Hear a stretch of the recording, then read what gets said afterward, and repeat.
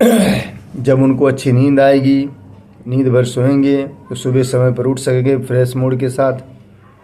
और वो काम पर जो भी वो काम धंधा करते हैं, नौकरी करते हैं, कहीं बिजनेस में जाते हैं या छोटा ही काम क्यों ना कर रहे हों, जो मर्यादा में हो, सामाजिक स्तर पर कोई कुछ कह ना सके ऐसा काम अगर करते हों, कोई भी काम जो रोजी रोटी दो पैसा ला रहे हैं कमा कर, वो अच्छे मूड में जाएंगे बहन। वो उनका मूड फ्रेश रहेगा, क्योंकि नींद पूरी होना बहुत ज़रूरी है, नहीं तो तमाम बीमारियां घेर लेती हैं। हम बताएं, हम इस कला से गुजर रहे हैं।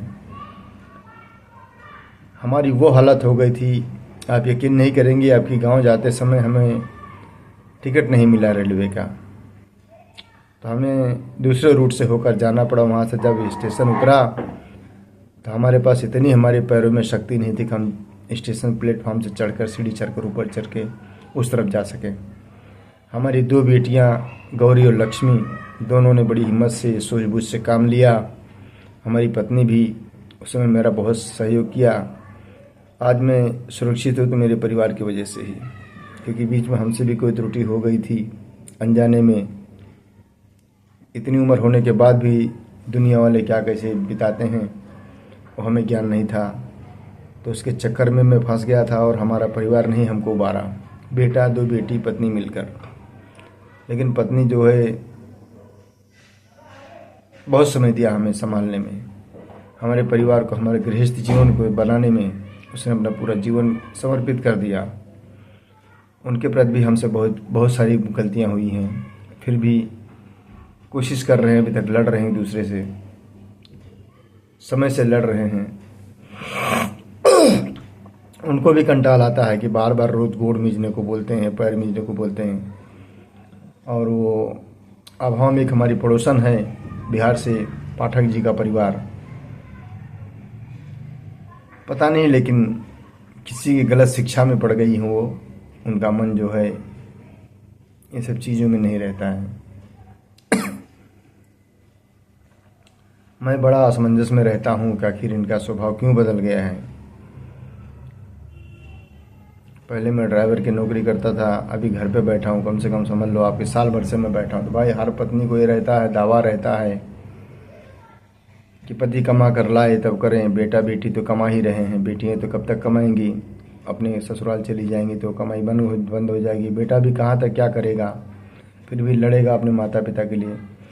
भाई बेटे का जो स्वभाव है थोड़ा अड़ियल है मेरी तरह, मेरे से ज़्यादा जिद्दी है, लेकिन मेरे प्रति जो उनका विचार है, वो मम्मी को अपने समझाते हैं कि पापा को कुछ मत बोलो, वो चाहे जो अब मिले उनको या ना मिले। भाई मैं बेटे के कर्तव्य से बहुत खुश हूँ। ईश्वर सबको ऐसा पुत्र दे, उनके जैसा विचार सबके बेटे को दे। बेटियां भी हमारी कोई गलत नहीं है, हमें अच्छी ही समझाती हैं, और बेटियां जैसा बेटा कर ही नहीं सकते हैं। लेकिन मैं किस्मत वाला हूँ जो मुझे बेटा और बेटी दोनों ही अच्छे मिले। बहुत भाग्यशाली हूँ मैं। जीवन में लड़ने के लिए आपको ऊर्जा की जरूरत पड़ेगी। ऊर्जा के लिए खुद को आपको करना, जैसे कहते हैं ना, सोनार जितना सोना को तपाता है बेटा, उतना ही वो शुद्ध सोना बनता है, और अच्छी उसमें कारीगरी होती है तो अच्छा आकार दे पाते हैं। कुम्हार भी अगर मिट्टी को रोंदे नहीं, उसको पीटे नहीं, ठोके नहीं, तो उसमें आकार नहीं निकल पाता है। मूर्तिकार भी अगर मूर्ति को तोड़े मरोड़े नहीं, उसके आकार नहीं हो पाएंगे, अच्छा वो मूर्ति नहीं संचालन कर सकते हैं। तो जीवन इतना सरल नहीं जितना हम लोग समझते हैं। हाँ, ये जीवन के प्राण में हम जितना साथ, और आजकल के जो नौकरी कराने वाले लोग हैं उनका तो दिमाग ही एकदम शून्य हो चुका है। इंटरव्यू के लिए बुलाएंगे, करेंगे, लेकिन खुद नहीं आएंगे इंटरव्यू, किसी दूसरे पागल के हाथ में सौंप देंगे। वो पागल क्या रिपोर्ट देता है, क्या नहीं देता है, सही देता है, गलत देता है, उसको मानकर बैठ जाते हैं।